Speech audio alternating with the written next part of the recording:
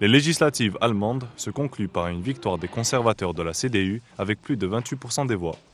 Et le chef du parti, Friedrich Merz, pourrait bientôt se voir attribuer la fonction de chancelier.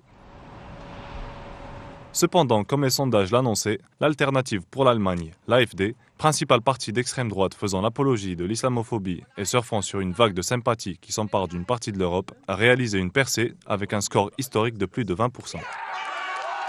Ce qui le place comme deuxième parti du pays et première force d'opposition, comme un air de déjà-vu.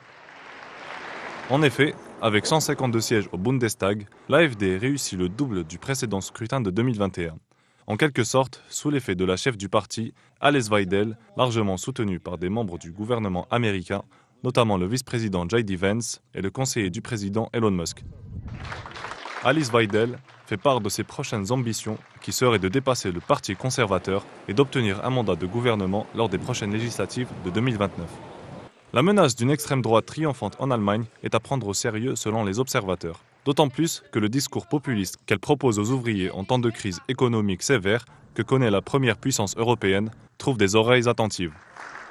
Et ces 4 années qui s'ouvrent maintenant devant le gouvernement doivent être utilisées de toute urgence pour éviter qu'en 2029, l'AfD ne gagne à nouveau du terrain et qu'il ne soit pratiquement plus possible de former un gouvernement contre elle. Ces 4 années sont donc d'une importance capitale pour que les problèmes soient abordés, que les gens aient le sentiment après 4 ans d'avoir été bien servis.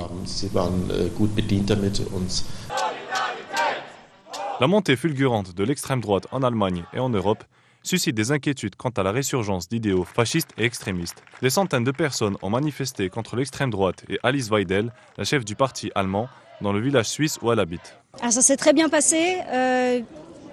On a pu montrer ce qu'on voulait montrer, notre désaccord avec les politiques d'extrême droite partout en Europe. On a été beaucoup plus que ce qu'on avait prévu.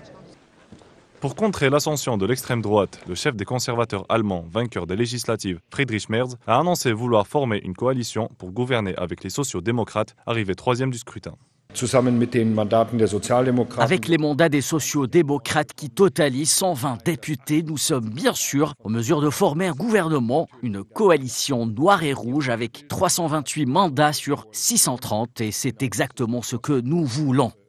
Face au recul des fondamentaux politiques et économiques d'une nation européiste qui se serait trop alignée sur la feuille de route américaine, la scène politique allemande n'a pas connu pareil remue-ménage depuis la chute du mur de Berlin.